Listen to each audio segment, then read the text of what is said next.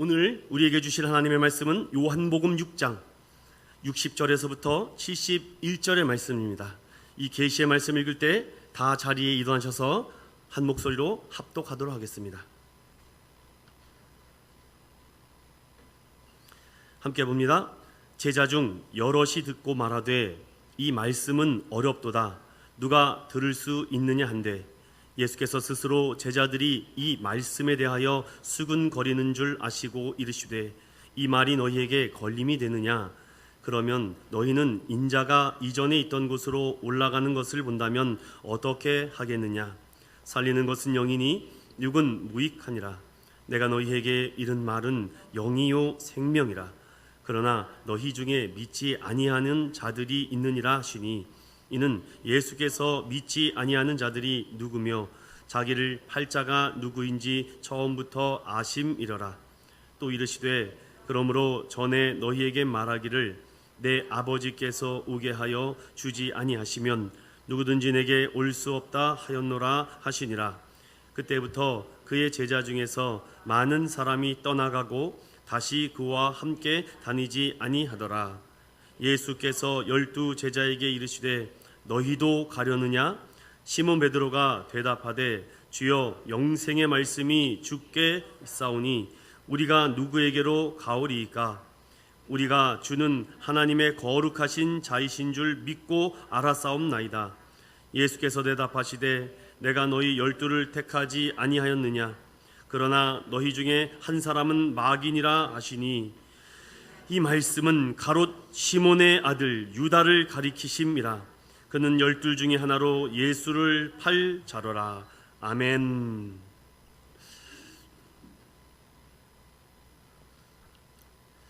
요한의 얘기 28번째 말씀으로 하나님의 말씀 증거하겠습니다. 제목을 따라해 볼까요? 예수님에 대한 마음이 진심입니까?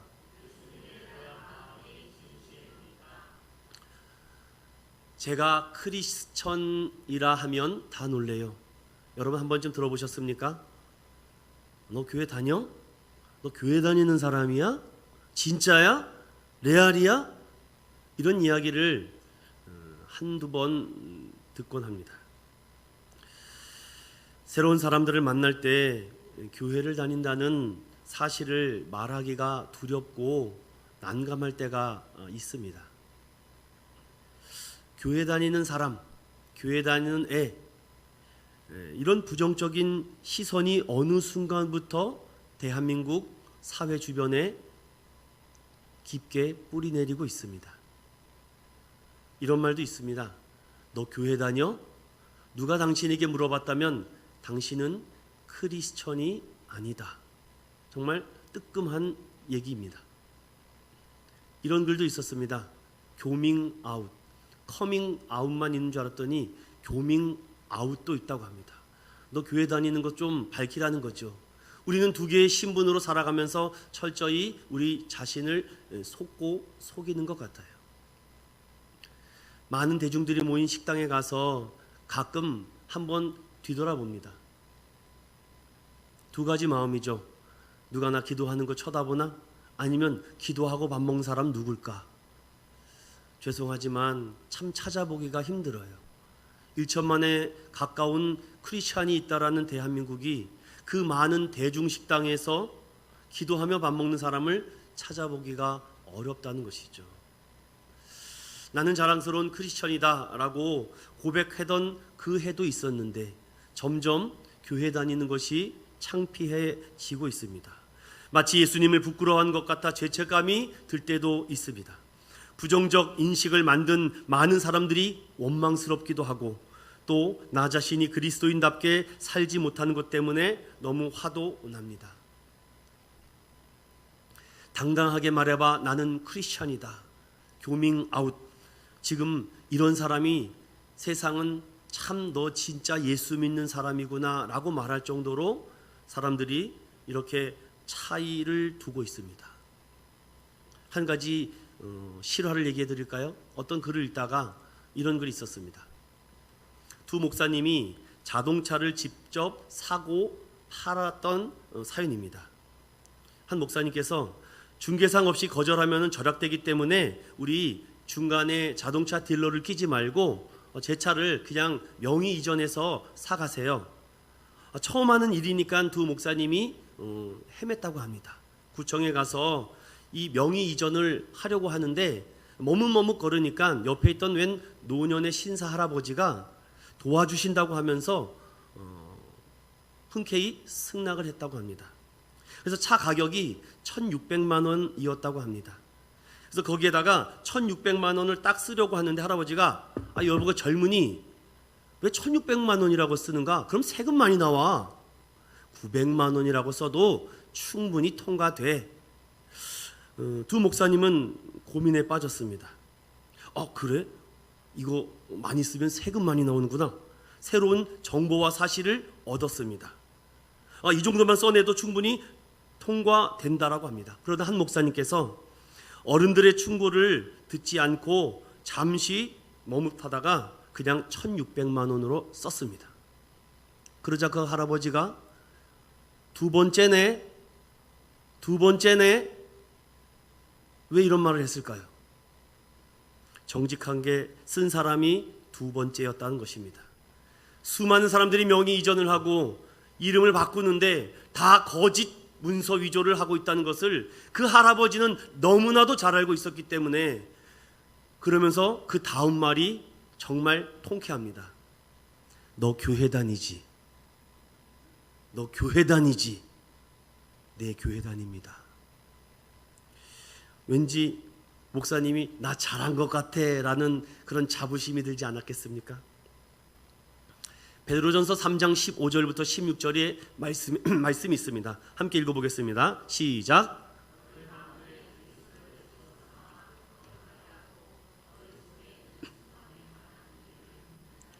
대답할 것을 항상 준비하되 온유와 두려움으로 하고 선한 양심을 가지라. 이는 그리스도 안에 있는 너희의 선행을 욕하는 자들로 그 비방하는 일에 부끄러움을 당하게 하려 함이라. 아멘. 여러분, 이 얘기가 훈훈한 얘기로 보이십니까? 정말 목사님 잘하셨네요 이런 이야기로 들리십니까? 이것이 힘든 일입니까? 철학이 필요합니까? 많은 지식이 필요합니까? 좋은 대학교를 나와야 됩니까? 명문가문이어야지만 이것을 할 수 있습니까? 그렇지 않습니다.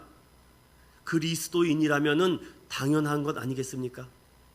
그런데 이미 그리스도인들이 세상과 똑같이 장난질 하고 있습니다. 종종 타교에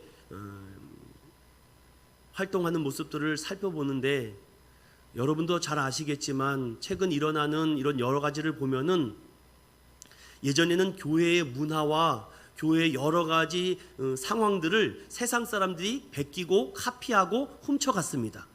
그런데 이제는 교회에서 배울 게 없습니다. 뭔가 새로운 게 없습니다. 따분하지 지루하지 재미없기는 교회는 정말 세상에서 저리 가라면 두 번째죠. 그런데 어느 순간 세상의 문화와 음악과 유행과 모든 시스템이 교회에 들어와서 어느 순간 세상의 노래를 개사해서 교회에서 부르고 있고 세상에 유행하는 것을 유행어를 설교해서 목사가 쓰고 있고 세상에서 잘 나가는 사람들을 불러서 강단에 세워서 설교를 하고 있습니다. 여러분, 이게 완전히 몇십 년 사이에 뒤바뀌어졌습니다. 그러니 너 두 번째다 이런 얘기를 듣고 있습니다. 창피합니다. 왜 교회가 이렇게 땅바닥까지 추락하고 있을까? 선한 양심을 가지라 주님은 우리에게 말씀하셨는데 항상 준비하고 온유와 두려움으로 항상 그들이 어떻게 질문을 할 것인지를 기다려야 되는데 이것이 굉장히 훈훈한 이야기로 들리십니까? 그들의 질문을 유발케 하는 인생이 돼야 되는데 아무도 우리에게 질문하지 않습니다. 왜냐? 너 교회 다니지? 라고 묻는 게 더 떨리기 때문이죠. 이것은 자연스러운 것이고 자연스럽게 대답할 수 있는 것인데 의미 있고 변화를 일으킬 수 있는 곳에 영적 폼이 나지 않고 있다는 것입니다. 저는 오늘 이 요한복음 6장의 말씀을 마지막으로 여러분과 함께 드리면서 진심은 무엇일까? 진실은 어디에 있을까를 함께 깊이 고민해 보려고 합니다. 요한복음은 큰 틀 안에서 어떠한 사건 하나를 툭 던지시고 그 던진 사건을 가지고 예수님께서 긴 설명을 하십니다. 대표적으로 오병이어의 사건을 하나 툭 던지신 다음에 긴 설명을 해요. 얼마나 긴 설명을 하는지 6장 1절부터 21절까지 그 사건에 대한 정황과 또 바다 위를 걸으신 사건을 보여주시고 나서 그들이 예수님을 다시 찾아왔을 때 22절에서부터 59절의 말씀까지 장황하게 내가 왜 오병이어의 기적을 너희들에게 행했는지를 설명합니다. 때로는 가끔 예수님은 씨 뿌리는 비유를 보여주시면서 그 비유가 무슨 뜻인지 알아듣는 사람도 있는 반면 그 비유가 무슨 말인지 전혀 알아듣지 못하게 하기 위해서 비유로 말씀하시는데, 하지만 예수님의 사랑하는 제자들에게는 항상 왜 이 비유로 너희들에게 설명했는지를 차근차근 설명하십니다. 여러분은 어떤 입장이십니까? 사건에 집중하십니까? 아니면 그 사건이 나에게 왜 일어났을까? 이 표적과 기적이 나에게 왜 일어났을까? 우리 가정에 이런 문제와 이런 사건들이 왜 일어났을 사건을 중심하십니까? 아니면 이 사건을 통해서 하나님이 나에게 무엇라고 말씀하시는 것을 듣고자 하십니까? 표적이 주는 진짜 의미를 알아야 됩니다. 하지만 사람들은 표적과 기적과 사건에만 집중하다 보니까 이 요한복음이 주고자 하는 메시지의 엉뚱한 방향으로 나아가고 있습니다. 그들은 열정을 다해서 예수님을 찾아옵니다. 그리고 예수님을 만나서 이제 나의 의식주 문제를 해결받을 것이라고 그들은 자부하고 정말 멋진 인생을 살 거라고 이제 다짐한 그 포부가 열려지는 그때에 예수님께서 갑자기 나는 하늘에서 내려온 자다, 나는 생명의 떡이다, 나를 먹는 자는 영원히 살겠다라고 하시는 이 메시지에 뭐 사람을 뜯어 먹으라는 거야? 도대체 어떻게 하라는 거야? 도무지 이해할 수 없는 이야기를 늘어놓으시기 시작합니다. 왜 이 말이 어렵게 들리십니까? 다시 한번 물어보겠습니다. 예수님은 살아계신 하나님의 아들이고 생명의 떡이다, 나를 믿는 자는 죽지 않고 영원히 살겠다, 이것을 내가 믿느냐? 라고 했을 때 이것이 어렵습니까? 이것이 이해가 되고 이것이 믿어진다면 여러분은 여러분이 깨닫는 것이 아닙니다. 성령 하나님께서 거기에 대한 믿음을 주시고 깨닫게 해주시는 줄로 믿습니다. 베드로가 고백합니다. 주는 그리스도시요 살아계신 하나님의 아들입니다. 그래? 그런데 베드로야, 이것은 네가 깨닫는 것이 아니야. 혈육이나 다른 모든 것으로 깨닫는 것이 아니라 하나님께서 깨닫게 해주시는 것이야. 우리 그리스도인의 겸손은 여기서부터 출발하는 것입니다. 내가 알아도 하나님의 영광을 위해서, 하나님의 뜻을 위해서 우리가 살아가는 것 아닙니까? 이런 장황한 말씀을 59절까지 늘어뜨려 놓으니 거기에 많은 유대인들과 제자들이 모여 있었는데 하나같이 그들이 대답한과 행동은 60절입니다. 다 같이 60절 읽어봅니다. 시작. 제자 중 여럿이 듣고 말하되 이 말씀은 어렵도다, 누가 들을 수 있느냐 한데. 자, 여기서 우리가 함정에 빠지셔는 안 됩니다. 정신을 차리고 제 말씀을 잘 들으셔야 됩니다. 눈을 뜨세요. 이 말씀을 못 들으면 여러분들 천국이냐 지옥이냐 이 둘 중에 하나이기 때문에 제가 여러분들을 어떻게든지 끌고 갈 겁니다. 왜냐하면 이 말씀 안 들으면 여러분들 지옥으로 가기 때문에 제 책임입니다. 잘 들으세요. 제자 중 여럿이 듣고 말합니다. 여기서 말하는 제자는 예수님의 제자가 아니라 거기 모여있는 제자, 즉 예수 그리스도의 사랑과 은혜를 받은 유대인들을 말하는 것입니다. 그리스도인이 되고자 개종하고자 하는 사람, 이제 예수 좀 믿어볼까? 교회 좀 다녀볼까? 야, 이 교회 괜찮은데 한번 섬겨볼까? 이런 마음이 왔다 갔다 하는 사람들입니다. 그런데 예수님께서 이상한 말을 해요. 오늘 목사님이 설교가 뭔 말인지 알아들을 수가 없어. 뭘 갑자기 뜯어먹어라 마셔라, 뭐 어떻게 하라는 겁니까? 야, 이거 교회 잘못 왔다 보다. 여러분, 예수님이 이 말씀을 하는데 그들이 어렵도다, 여기서 difficult, 어렵다라는 말이 아닙니다. 여기서 두 가지 의미가 있습니다. 첫 번째, 이해하기 싫다는 겁니다. 복잡해요. 목사님 뭐 어렵게 좀 말 좀 하시고 1 더하기 1은 2라고 이렇게 설명하시면 되지. 왜 1 더하기 1은 1입니까? 이렇게 말하지 마십시오. 근데 예수님의 설교와 예수님의 말씀과 비유를 들으면 들을수록 어렵다는 겁니다. 즉 이해하고 싶지 않아요. 그것이 무엇인지 그렇지 않은지 본인이 찾고자 하고 도전해 봐야 되는데, 여러분, 저는 그것을 여러분에게 단호하게 말씀드리겠습니다. 여러분이 예수를 만나고자 하고 정말 하나님이 누군지 알고자 조금만 관심을 갖고 문서와 책과 글들을 찾아만 봐도 무지하게 많은 엄청난 문서들이 쏟아집니다. 그런데 관심이 없어요. 그리고 그들은 이렇게 말합니다. 어렵습니다. 차라리 신비한 얘기만 해주세요. 이런 얘기하면 여러분 설교 시간에 눈이 번쩍번쩍 뜰 거예요. 여러분 잘 들어보세요. 제가 어저께 글쎄 손이 아파가지고서는 손이 떨어질 것 같았는데 제가 손에다가 안수하고 예수 이름으로 나을지어다 하니까 제가 오늘 아침에 팔이 나왔습니다. 할렐루야 하면 여러분들 막 박수를 치고 아멘 할걸요. 제가 오장파 암 3기였었는데 제가 작정 20일 기도를 했더니 주님께서 암덩어리를 낫게 하셨습니다. 이런 설교를 해야지 여러분 눈이 번쩍번쩍 뜨는 겁니다. 여러분 예수 믿으십시오. 예수 믿으면 모든 만사가 풀릴 것입니다. 이렇게 설교해야지 여러분 안 잔다니까요. 죄송합니다. 그런 교회로 가세요. 그러면 전 그렇게 설교 못합니다. 그건 다 거짓 적그리스도의 설교이기 때문이죠. 물론 그것이 잘못됐다라고 말할 수는 없지만 여러분 그런 위주로 가면은 어떻게 됩니까? 기복신앙이 됩니다.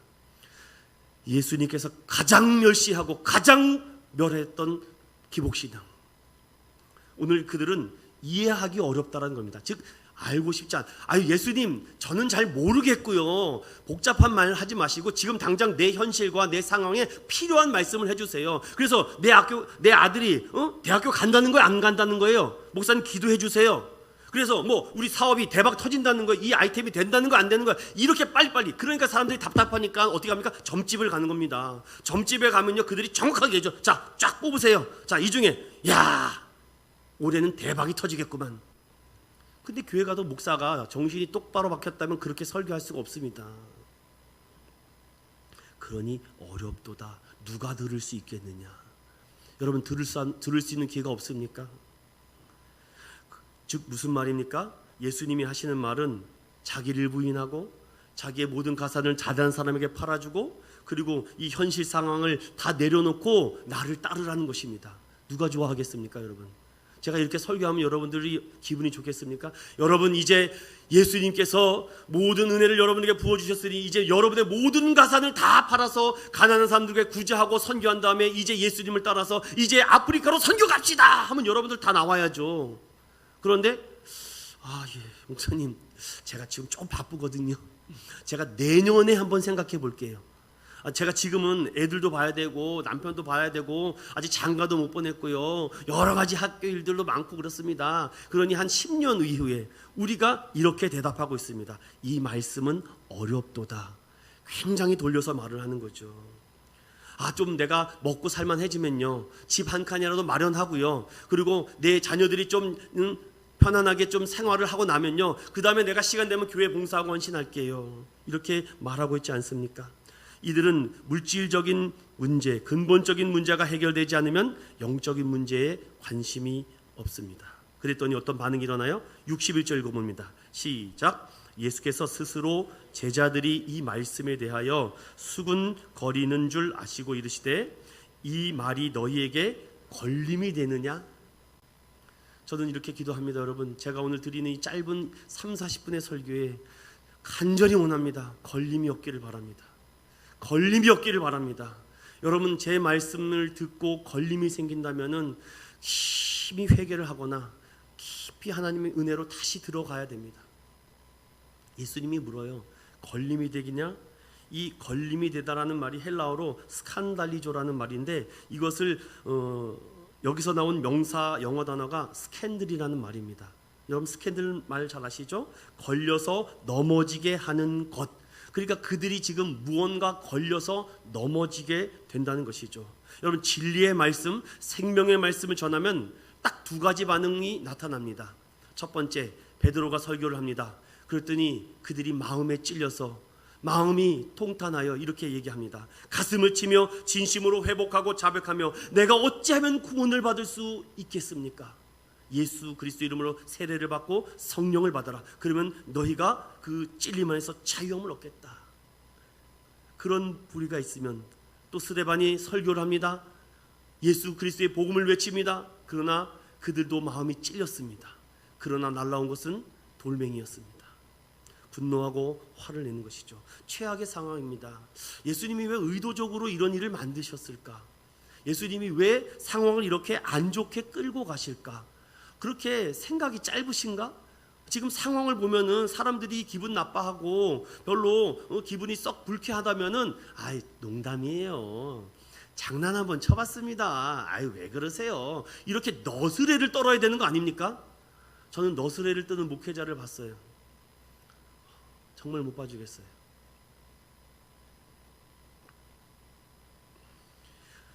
주님은 그들의 영혼에 대해서 온통 관심을 가졌기에 특별한 사랑과 진심을 다해서 설명하고 또 설명하고 있는데 결국 그들은 다 떠나갑니다. 방금 전만 해도 왕으로 삼고 임금으로 삼으려고 했는데 그들이 다 어디로 갔을까? 그래서 예수님은 한마디 더 해주십니다. 62절에 이런 말씀을 해주죠. 함께 읽어봅니다. 시작. 그러면 너희는 인자가 이전에 있던 곳으로 올라가는 것을 본다면 어떻게 하겠느냐? 야, 그냥 히든 카드를 던지는 겁니다. 지금 예수님께서 마지막 남은 카드를 그들에게 던지는 거죠. 니네 걸림이 되는구나. 아, 그래. 아유, 이렇게 유도리 있게 싹 사람들을 이렇게 기분을 풀어주면 되는데 예수님은 거기다가 아예 못을 한단 박아버리죠. 그래? 그러면 내가 원래 있던 그곳으로 이렇게 승천하는 것을 보면은 너희들이 나를 믿겠느냐? 야, 이 사람이 이제 갈 때까지 가는구만. 야, 이 사람이 뭔가 우리의 인생을 변화시켜주고 우리의 삶을 뭔가 회복시켜줄 것이라고 해서 이렇게 시간도 다 버리고 시간 내서 이렇게 교회까지 찾아왔더니만 예수님 앞에 나왔더니 한다는 말이 뭐 이게 말도 안 되는 황당한 얘기나 하고 있으니, 지금 말하고 있는 것은 육이 아니라 영에 관한 것을 말씀하고 있는데 그들은 말씀하시는 것이 무엇인지 전혀 이해하지 못하고 있습니다. 그것은 믿는 것에 대해서 말씀하고 있는데 그 믿는 것에 대해서 그들은 무언가 먹는 것에만 말합니다. 믿는 것과 먹는 것, 먹는 것과 믿는 것, 이 둘 중에서 그들이 완전히 구덩이에 빠지고 있습니다. 예수님의 부활과 승천의 그림자를 설명하지만 그 누구도 이해하지 못하고 있습니다. 왜냐? 그들은 육체적인 육신적인 생각들만 머릿속에 가득했기 때문이죠. 이런 글이 있습니다. 진리는 외면당하고 비진리는 인정을 받는다. 그래서 세상에 종말이 있는 것이다. 사랑하는 믿음의 성도 여러분, 오직 성령으로 새 능력을 받은 자, 죄사함과 회심하여 중생한 자들은 이 모든 것이 깨달아지는 은혜가 함께하기를 예수 그리스도 이름으로 축원드립니다. 이 말씀 읽을까요? 고린도후서 4장 16절과 18절입니다. 시작. 그러므로 우리가 낙심하지 아니하노니 우리의 겉사람은 낡아지나 우리의 속사람은 날로 새로워지도다. 우리가 주목하는 것은 보이는 것이 아니요 보이지 않는 것이니 보이는 것은 잠깐이요 보이지 않는 것은 영원함이니라. 아멘. 제가 장례식 때마다 자주 하는 입간 예배, 발인 예배가 있습니다. 그 말씀 중에 하나가 고린도전서 5장 1절과 5절인데 같이 읽어보겠습니다. 시작. 만일 땅에 있는 우리의 장막 집이 무너지면 하나님께서 지으신 집 곧 손으로 지은 것이 아니요 하늘에 있는 영원한 집이 우리에게 있는 줄 아느니라. 곧 이것을 우리에게 이루게 하시고 보증으로 성령을 우리에게 주시니는 하나님이시니라. 아멘. 여러분, 한평생 설교를 누구에게 들었다면은 그 설교를 들었는데 윤리, 도덕, 상식, 지식, 세계화, 정치, 사회 이런 얘기는 많이 듣는데 영에 대한 설교를 들어보셨습니까? 뭔가 영적인 얘기를 들어보셨습니까? 영적인 은혜에 대해서 뭔가 충만한 은혜를 받은 설교를 들어보셨습니까? 여러분, 그러면 정말 잘 가고 있는 것입니다. 그런데 한 시간 내내 사회, 정치, 도덕 이런 사람들 얘기나 쏟아내고 남는 게 뭔지도 모르겠고 머리만 더 혼란스럽고 어지러워서 이렇게 돌아간다면은 여러분 무언가 지금 심각하게 오류가 생겼다는 것입니다. 예수님은 그들에게 말합니다. 내가 장차 이 이후에 부활하고 승천하실 것인데, 이런 영적인 얘기를 하고 있는데 그들은 영적인 얘기를 들으려고 하지 않아요. 그러니까 목회자도 사람인지라 약하다 보니까 성도들이 한 주간 고생하다가 주일날 오잖아요. 그러니까 영적인 얘기로 하면, 영적인 얘기를 통해서 그들에게 새 능력과 새 마음과 하늘로부터 주시는 신령한 비밀을 담고 가야 되는데, 목사도 순간 위축이 되니까 계속 달콤한 얘기, 좋은 얘기, 승리한다는 얘기, 죄를 졌는데도 괜찮다는 얘기. 제가 전에 사역하던 교회 청년부에서 정말 1년 동안 열심히 살아겠던 청년 하나가 있었습니다. 그러면서 저한테 목사님 뭔가 좀 더 하고 싶어요. 그래서 그래 금요 집회 때 좀 피아노 반주자가 없는데 네가 좀 해줄 수 있겠니? 그랬더니 목사님 저 못해요 저 잘 못해요. 피아노 이제 이거 두 손가락도 벌벌벌 떨려요. 그래 그러면은 목사님 옆에서 쉬운 찬양부터 시작해 볼게 하면서 근 1년 동안 제가 정말 금요일날마다 같이 저녁도 먹고 열심히 했습니다. 그래서 청년부 임원도 되고 자기 전라도 지역에서 온 청년이 혼자서 이렇게 생활하면서 힘들어하는 것을 옆에서 계속 돌봐줬죠. 그래서 그런데 어느 날 목사님 저 교회 나갈게요 그러는 거예요. 그래서 제가 왜 뭐가 잘못된 거지? 아무리 생각해도 제가 이해를 못 하겠습니다. 그래서 왜 그러니까 지금은 말씀을 드릴 수가 없습니다. 목사가 책임이 지잖아요. 한 영혼이 지금 실족해서 넘어진다는데 지금 이게 잠이 옵니까? 제가 정말 얼마나 힘들었는지 몰라요. 그래서 제가 주변에 친구들 저 친구가 잘하다가 왜 갑자기 저럴까? 그러니까 말을 안 해줘요 나한테. 이상하다.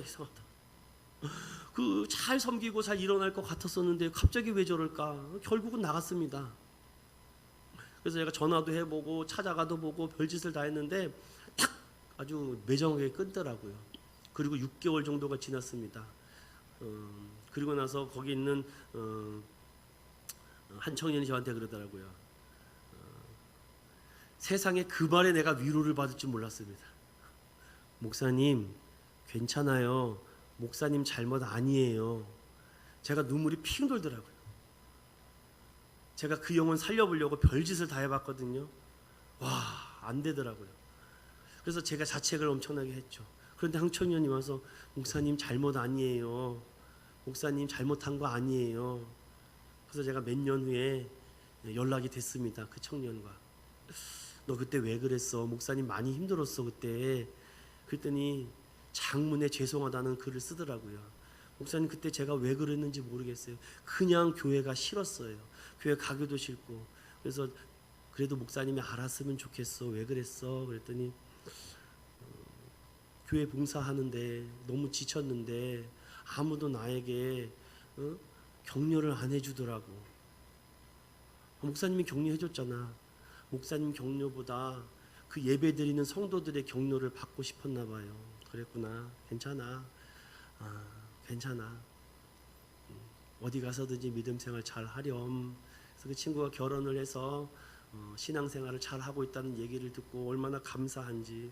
그때는 참 많이 힘들었는데 때로는 하나님께서 이렇게 위로해 주시는구나. 근데 저는 그것이 하나님의 음성으로 들었습니다. 예수님께서 제자들에게 하고 싶은 말이 무엇일까요? 예수님을 탓하고 있는 많은 사람들, 예수님 때문에 지금 이 많은 이 사람들 다 나가게 생겼네, 이 교회 다 떠나가게 생겼네, 예수님 그렇게 설교하시면 안 되잖아요 라고 제자들이 막 예수님께 다그쳤을까요? 그런 말이 없습니다. 그런데 저는 인간인지라 그런 얘기를 듣고 싶었던 것 같아요. 괜찮아요, 목사님 잘못 아닙니다. 예수님은 또 이렇게 63절에 말합니다. 63절이 오늘 하이라이트 말씀이에요. 함께 읽어보겠습니다. 시작. 살리는 것은 영이니 육은 무익하니라. 내가 너희에게 이른 말은 영이요 생명이라. 여러분, 영을 상대하는 사람은요, 육을 상대하는 사람들보다 최소 10배 기도해야 됩니다. 육을 상대하면요, 약간 상수를 쓰고 사기를 치고 약간의 거짓말도 치고, 제가 비즈니스와 세일즈를 오래 해봤기 때문에 사람 속이는 거요, 아이고 뻥만 튀면 됩니다. 아이고 사장님 이거 100만 원짜리인데 제가 사장님 90만 원 해줄게. 그러면 벌써 이 10만 원이 깎아졌다는 생각에 뒤엔 얘기는 안 들려요. 그래요? 당신 거 쓰겠다고. 제가 강남과 압구정동 핫바닥에서 얼마나 많은 사기와 거짓말을 쳤겠습니까? 저는 그거를 아직도 회개하고 있습니다. 주님께서 말씀하시는 것은 육에 대한 말씀을 하는 것이 아니라, 육이 잘못됐다라는 말을 하는 것이 아니라 육만 위해서 살지 말고 영을 위해서 살아라. 영이 먼저다. 사랑하는 믿음의 성도 여러분, 우리가 왜 신앙생활을 합니까? 왜 우리가 종교생활을 하는 것이 아니라 믿음생활을 하는 이유가 무엇입니까? 여러분들을 살리는 것은 육이 아니라 영인 줄로 믿는 저 여러분 되시길 축원드립니다. 예수의 영이 여러분에게 임할 때, 하나님의 영이 임할 때 여러분의 영이 살아 참자유와 평안을 누리는 줄 믿습니다. 아무리 세상 것으로 채우려고 해도 이게 사라지지가 않아요. 저도 많은 이런 세미나와 이런 얘기들 들어도 뭔가 한 구석이 항상 텅 빈 느낌이 듭니다. 그런데 어떤 목사님의 그 짧은 20, 30분의 설교를 들으면 그렇게 충만해질 수가 없어요. 그렇지, 역시 예수 믿는 사람은 영의 얘기를 들어야 돼. 하나님의 말씀을 들어야지 살아나는구나. 오늘 예수님께서 그들에게 살리는 것은 영입니다. 육은 무익한 것입니다. 내가 너희에게 이르는 것은 육을 말하는 것이 아니라 영을 말하는 것입니다. 그래서 여러분, 이 주일날 이 드려지는 이 예배의 한 시간이 여러분 생명 걸고 들으셔야 돼요. 이거 잘못 들으면 한 주간 또 무너지는 것입니다. 요한복음 14장 26절과 27절을 이렇게 우리에게 권면합니다. 함께 읽어봅니다. 시작. 보혜사 곧 아버지께서 내 이름으로 보내실 성령, 그가 너희에게 모든 것을 가르치고 내가 너희에게 말한 모든 것을 생각나게 하리라. 평안을 너희에게 끼치노니 곧 나의 평안을 너희에게 주노라. 내가 너희에게 주는 것은 세상이 주는 것과 같지 아니하니라. 너희는 마음에 근심하지도 말고 두려워하지도 말라. 아멘. 여기 중요한 게 있죠. 성령을 받아야지만 모든 성령님의 가르침이 생각이 나는 것입니다. 참 신기하죠. 10년 전에 어떤 목사님한테 들었던 설교가 갑자기 생각나십니까? 어떤 목사님의 설교 말씀의 포인트가 내 가슴에 쿵 하고 들어와서 내가 정말 범죄하고 싶고 죄짓고 싶고 다른 길을 가고 싶어도 너 그러면 안 되잖아, 너 교만하지 말라 그랬잖아, 죄짓지 말라 그랬잖아, 기도하라 했잖아. 자꾸 이 말씀의 영이 나를 자꾸 이끌어가는 경험을 하셨습니까? 이것이 바로 여러분들에게 내 이름으로 보내실 성령님께서 여러분의 가슴 속에 들어가 여러분도 근심하지 않고 두려워하지 않고 평안함을 여러분들에게 주는 줄로 믿습니다. 오늘 이 말씀에 그런데 여기까지만 다 매듭을 지으면요 아름답게 마무리가 될 것 같은데 64절에는 또 다른 말씀이 담겨져 있습니다. 함께 읽어봅니다. 시작. 그러나 너희 중에 믿지 아니하는 자들이 있느니라 하시니 이는 예수께서 믿지 아니하는 자들이 누구며 자기를 팔 자가 누구인지 처음부터 아심이로라. 아멘. 자, 지금부터 이제 마지막 남은 시간까지 하는 말씀을 정말 잘 들으셔야 됩니다. 왜냐? 여기에 두 캐릭터가 나옵니다. 베드로라는 캐릭터가 나오고 유다라는 캐릭터가 나옵니다. 여러분은 이 설교의 마지막에 내가 과연 베드로일까? 내가 유다일까? 나는 유다의 마음일까? 베드로의 마음일까? 유다의 진심일까? 베드로의 진심일까? 여기에서 오늘 결판을 짓고 가야 됩니다. 예수님이 이렇게 말해요. 그러나 너희 중에 믿지 않는 자가 있다. 너희 중에 믿지 않는 자가 있을 뿐 아니라 나를 팔 자도 있다. 이것을 처음부터 아셨다. 여기서 우리가 짚고 넘어갈 첫 번째 포인트. 사도 요한은 이 모든 제자들의 삶과 예수님의 이 세계를 다 경험하고 나서 그가 반모섬에 쓴 글이 요한복음입니다. 그러니 이 이야기는 이미 요한이 다 경험하고 다 알고 다 체험하고 나서 기록한 말씀인 것을 기억하십시오. 자, 다시 들어갑니다. 그러나 너희 중에 믿지 않는 자가 있느니라. 자, 사도 요한은 이 요한복음을 쓰면서 이가 누구인지 압니까 모릅니까? 이미 알고 있어요. 그런데 왜 이런 식으로 추측서 글을 쓸까요? 예수님이 하신 토시 하나도 빠짐없이 기록하고 있는 것입니다. 왜냐? 그때 당시 요한은 모릅니다. 누군지. 누가 배반한다는 거야? 누가? 이 많은 사람들 중에 누가 믿지 아니하는 자다. 자, 여기 보세요. 예수님은 믿지 아니하는 자라고 말합니다. 자, 이제 그 이후에 계속해서 보겠습니다. 65절 보세요. 65절도 읽어봅니다. 시작. 또 이르시되 그러므로 전에 너희에게 말하기를 내 아버지께서 오게 하여 주지 아니하시면 누구든지 내게 올 수 없다 하였노라. 아멘.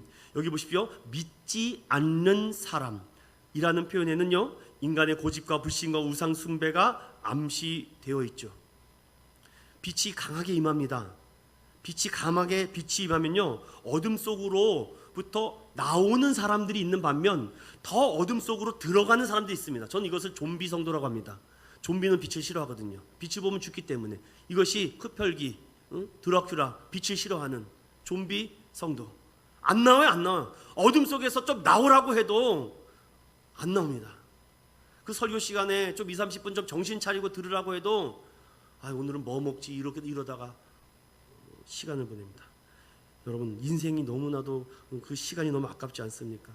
저는 예전에 혈기왕성했을 때 설교를 청년들에게 그러면 차라리 집에서 TV 보라고 그랬습니다. 제가 그랬다가 상처받았다고 해서 그런 설교는 이제는 안 합니다. 이 많은 제자들 중에 많은 사람들이 이 얘기를 듣고 나서부터 어떻게 합니까? 내 아버지께서 오게 하여 주지 않으면, 하나님께서 그 마음을 열어서 나에게 움직이게 하지 않으시면은 아무도 올 자가 없다. 전 여러분들에게, 사랑하는 우리 인천윤교 성도들에게 여기 있는 이 앞에 있는 엄목사 때문에 오지 않길 바랍니다.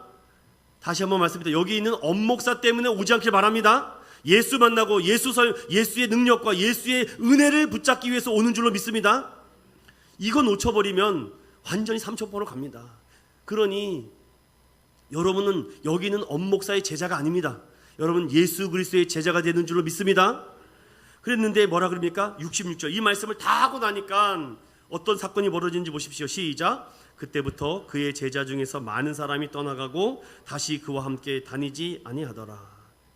예수님, 저는 정말 복음에 사명받아서 정말 예수 복음과 하나님 중심, 말씀 중심밖에 외친 게 없는데 왜 우리 교회는 이렇게 부흥이 안 되나요? 왜 사람들이 이렇게 안 몰려드나요? 그걸 걱정하지 마세요, 여러분. 그 걱정하는 그 걱정이 문제입니다, 여러분.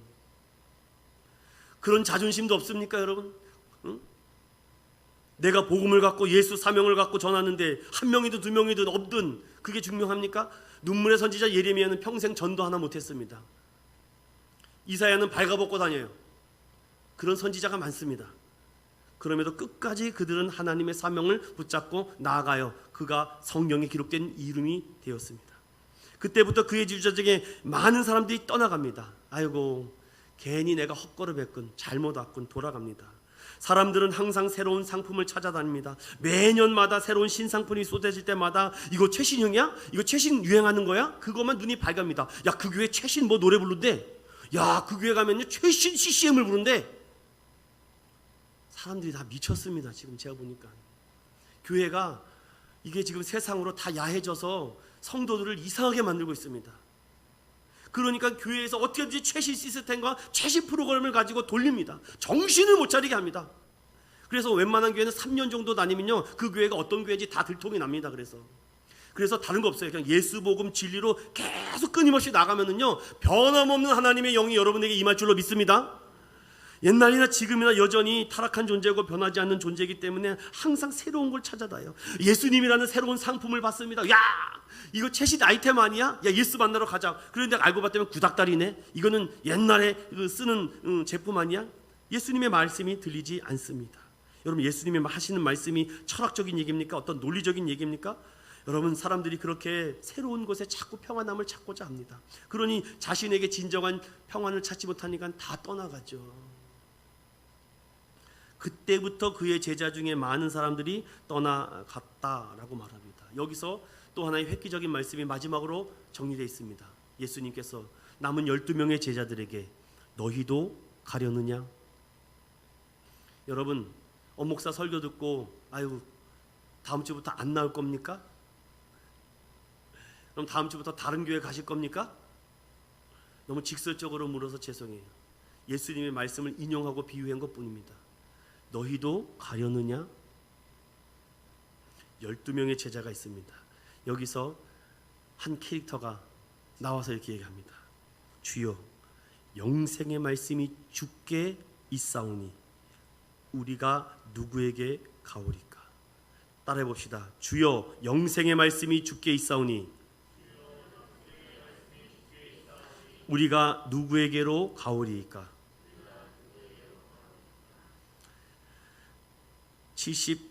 69절을 다 같이 읽어봅니다. 시작. 우리가 주는 하나님의 거룩하신 자이신 줄 믿고 알았사옵나이다. 자, 거기 잘 보세요. 베드로는 그 고백을 대표격으로 한 것이지 다른 제자들은 아무 말도 했다는 것이 아니라 우리라는 단어를 씁니다. 거기 있는 제자들이 다 동일한 생각을 갖고 있었다라는 것이고, 또 무엇입니까? 거룩하신 하나님에 대해서 베드로가 예수님을 알고 믿은 것입니까? 아니면 믿고 알았습니까? 거기 정확하게 나와 있습니다. 거룩하신 자인 줄 믿고 알았다는 것입니다. 사랑하는 믿음의 성도 여러분, 여기 중요한 핵심 포인트가 있습니다. 베드로는요, 예수를 알고 믿은 게 아닙니다. 베드로야 나를 따르라. 예수님이 누군지, 어디서 사는지, 뭐 하는 사람인지 아무도 몰라요. 그냥 따르라고 하니까 그냥 따라갑니다. 그러니까 따라다니다 보니까 믿음이 생겨요. 믿다 보니까 알아집니다. 베드로의 믿음의 고백이 저나 여러분이 똑같습니다. 여러분 교회를 합니까? 뭐 기독교를 합니까? 성경을 합니까? 몰라요. 그냥 교회 나와서 형님 교회 한번 가봅시다. 힘들죠 요즘. 그래도 우리가 좀 마음의 평안을 얻어야죠. 그래도 한번 우리 교회 가서 교제해 봅시다. 근데 어느 날 그분이 교회 왔다가 영의 말씀을 들고 내 마음에 차고 넘치는 풍부한 은혜를 경험하죠. 베드로가 같습니다. 여러분 알고 믿은 것이 아니라 믿고 알았다는 것입니다. 여러분 이 말씀이 여러분들 베드로가 뭐 대단히 뭐 똑똑하고 많은 것을 알아서 대단해서가 아니죠. 중요한 것은 예수님께서 그 제자들을 불러서 예수님의 제자를 삼았다는 것, 그리고 그가 예수님을 3년 동안 따라다니면서 믿음으로 성숙시키는 과정을 사도 요한은 그때는 몰랐지만 요한복음을 기록하면서 알았던 것입니다. 그런데 분명히 남은 사실이 하나가 더 있지 않습니까? 분명히 이 제자들은 다른 제자들은 다 떠나가는데 이 남은 제자들은 왜 나를 따라올 것인가? 그 분명한 이유가 무엇입니까? 아버지께서 나에게 보내주시지 않으면 올 자가 없다라는 것이죠. 그런데 여러분 12명은요 떠나가지 않습니다. 나머지는 다 도망가는데 12명만 남는데 그 가운데 누가 숨어 있습니까? 가롯 유다가 숨어 있습니다. 오늘 그 얘기로 마지막으로 결론을 짓겠습니다. 떠난 자와 남은 자 있습니다. 그리고 그 남은 자 중에 가짜와 진짜가 있습니다. 그 가짜와 진짜 안에는 진심을 갖고 있는 사람과 진심이 없는 사람이 있습니다. 오늘 이것이 마지막 포인트입니다. 영을 따라 살지 않는 사람은요 결국은 추함이 남게 돼요. 여러분 성경이 뭐라 그럽니까? 70절 다 같이 읽어봅니다. 시작. 예수께서 대답하시되 내가 너희 12를 택하지 아니하였느냐? 그러나 너희 중에 한 사람은 마귀니라. 누가 마귀지? 예수님은 그들 중 하나가 마귀라고 합니다. 그런데 여기서 제가 아까 말씀드렸듯이 이 사도 요한은 이미 그 이후의 모든 사건을 알고 기록했기 때문에 71절을 첨가시킵니다. 이 말씀은 가롯 시몬의 아들 유다를 가리키시리라. 그는 12 중 하나로 예수를 팔자다. 이미 이 사도 요한은 이것을 이 앞부분에 드러납니다. 그런데 다른 마태마가 누가복음에 보면요 가룟 유다가 배반하는 것을 저 끝에다가 두거든요. 뒷부분에다가 예수님이 잡히시기 6월절 전날 밤에 이 얘기를 틀어놨는데 이미 사도 요한은요 이것을 앞에 확 던져버립니다. 유다는 그런 사람이다. 지금 이 12는 안 도망갔는데 그 유다도 안 도망갔잖아요.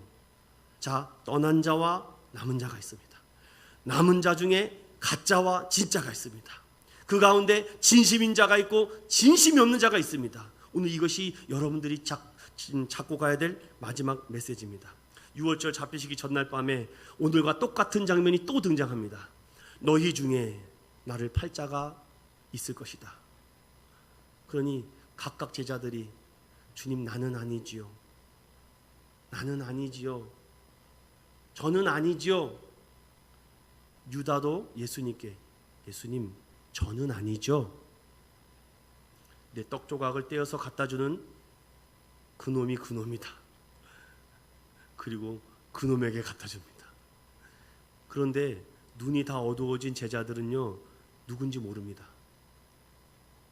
그런데 베드로가 아무튼 이게 설레발치면 문제가 생겨요. 주님 저는 여기 있는 다른 인간들하고 틀리죠. 절대로 주님을 배반하지 않겠습니다 라고 말합니다.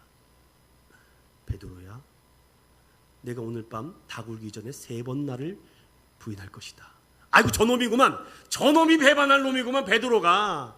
이야 우리가 그동안 3년 동안 저것을 수제자라고 그것을 마통이라고 우리가 모시고 다녔더니 아이고 부끄럽고 창피하고 이제 우리 이 가문에서 지워버려. 별 얘기가 다 나오지 않았습니까? 야 예수님한테 제대로 찍혔구만. 어떻게 3년 동안 우리를 다 속일 수가 있어. 진짜일까요? 성경은 이미 베드로가 아니다라고 말합니다. 부인하겠다라고 한 2 사람이 있습니다. 베드로가 있었고 유다가 있습니다. 그런데 왜 성경 오늘 이 요한복음 끝에 그 한 마귀를 그렇게 강조하고 드러내고 있을까요? 저는 이 말씀을 연구하다가 제가 학식과 지력이 부족하고 능력이 부족해서 이 본문을 명확하게 설교한 노진준 목사님의 설교를 그대로 인용하겠습니다. 무슨 말인가? 주님의 말씀을 듣고 그 말씀대로 살아가고 싶었지만 마음이 연약하여 두려워서 쓰러지고 흔들렸던 사람이 아니었던가? 처음부터 주님과 상관없던 자가 있었다. 베드로도 근심하여 주님께 나는 아니지요, 유다도 근심하여 나는 아니지요, 두 사람이 다 주님께 물어보았다. 그러면 여기서의 이 물어봤던 베드로의 진심과 유다의 진심이 무엇일까? 베드로의 진심은 정말 두렵고 염려되어 근심하여 주님께 묻고 있는 것이다. 유다는 자신의 속마음이 거짓이 들킬까 봐 근심하여 주님께 묻는 것이다. 베드로는 자기가 정말 아니기를 간절히 바라는 진심 어린 마음으로 묻고 있는 것이다. 유다는 예수님이 몰라주기를, 덮어주기를, 모르기를 바라는 마음으로 묻고 있는 것이다. 베드로는 자신의 약함과 악함이 몹시 안타까워서 물은 것이다. 유다는 자신의 약함과 악함이 들킬까 봐 감추기 위해서 물은 것이다. 주님이 속을까? 저는 이분의 이 본문을 해석하는 이 본문을 정말 통쾌하다고 생각합니다. 여러분은 예수님께서 지금 베드로와 유다를 어떻게 보신다고 생각하십니까? 예수님의 생명의 말씀을 주일날 듣고 목사님 말씀 들으고 참 내가 이제 잘 살아야지, 내 자신을 볼 때 목사님 얼굴 본 날도 없고 정말 죄송하고 하나님 영광 가리고 불안하고 염려가 되어서 하나님 내가 왜 이렇게 안 될까요? 내가 작정하고 나 오늘 말씀 들었어, 이제 한 주간 믿음으로 말씀으로 죄안 짓고 살아야 되지 하면서도 또 넘어집니다. 그런데 여러분, 하나님의 은혜인 줄 알고 오늘 교회 나오셨잖아요. 그럼 여러분 유다가 아니죠, 베드로잖아요.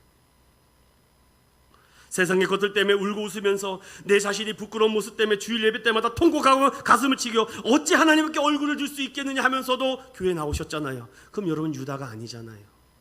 여러분 베드로잖아요. 견디고 참고 이겨내면서 용서와 사랑을 극복하며 말씀대로 살고 싶어서 그래도 교회 나와서 주님을 찾고 계신 분 아닙니까? 그럼 여러분 왜 자신을 스스로 유다라고 자책하십니까?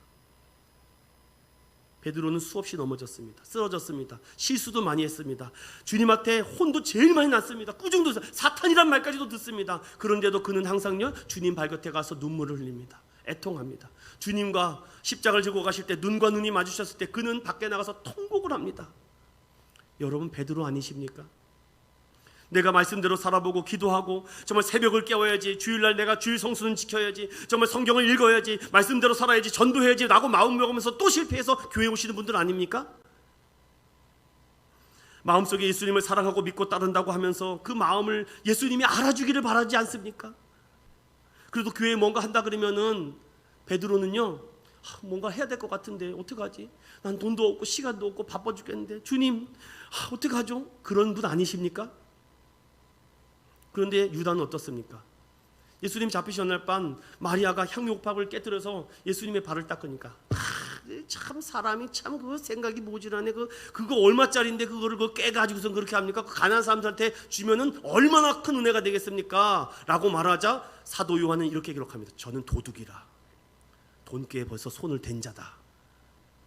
사도 요한은 대놓고 유다를 까고 있습니다. 지금 베드로처럼 실수하고 담대하게 믿음의 고백을 했다가도 예수님께 꾸중 듣고 섭섭하고 서운해서 마음 아파하고 눈물 흘리면서 목사님 잘못했어요 라고 하지 않습니까? 여러분 유다가 아니죠, 베드로잖아요. 목사님이 믿고 교회가 싫고 떠나고 싶고 막 그런 마음이 들더라도, 책망 받더라도 목사님 제가 잘못한 것 같아요, 잘해볼게요, 그리고 또 돌아서서 또 실수하던 베드로 아니십니까? 주님은요 그런 베드로를 찾습니다. 그리고 나를 간절히 찾는 자를 또 용서해 주시고 또 사랑해 주십니다. 요한복음 7장 37절 39절 누구든지 목마르거든 내게로 와서 마셔라. 그를 믿는 자는 받은 성령을 가리키며 나를 믿는 자는 성경의 이름과 같이 그 배에서 생수의 강이 흘러나리라. 우리가 비록 흔들리고 넘어지고 번복하고 잘해보겠다고 사랑하겠다고 하면서 또 쓰러지면서 자신을 향해서 스스로 쉽게 유다라고 말하지 마십시오. 우리는 베드로입니다. 하나님 나도 잘해보려고 합니다. 믿음대로 살고 정말 말씀대로 살아보려고 하는데 또 안 됩니다.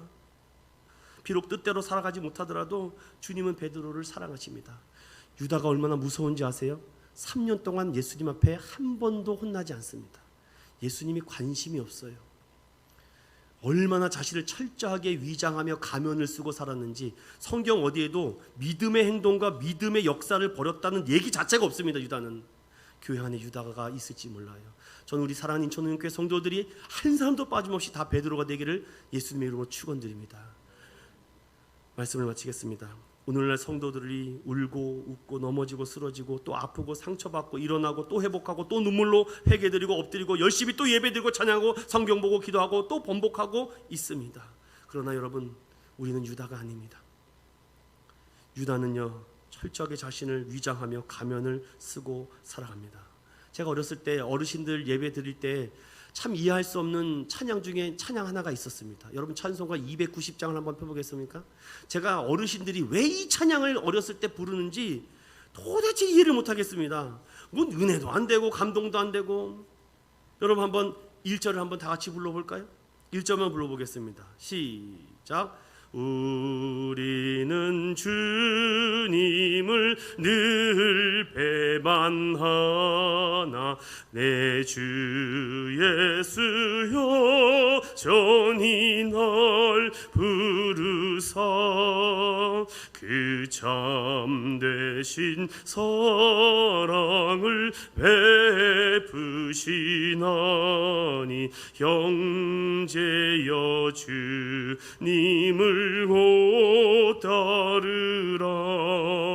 주 널 위해 비네 주 널 위해 비네 주 널 위해 비네 항상 비시네.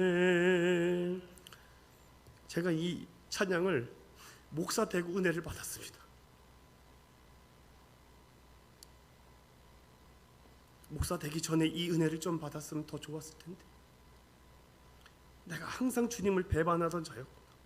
그런데 예수님은 베드로를 얼마나 사랑하시든지, 시몬아 시몬아 보라, 사탄이 너를 밀가부르듯 하려고 요구하였으나 내가 너를 위하여 내 믿음이 떨어지지 않기를 널 위해 빌겠다. 널 위해 기도하겠다. 널 위해 기도하겠다. 사랑하는 믿음의 성도 여러분, 예수님에 대한 그 마음이 진심이십니까? 그 마음이 진심이십니까? 아니면 여러분도 가시겠습니까?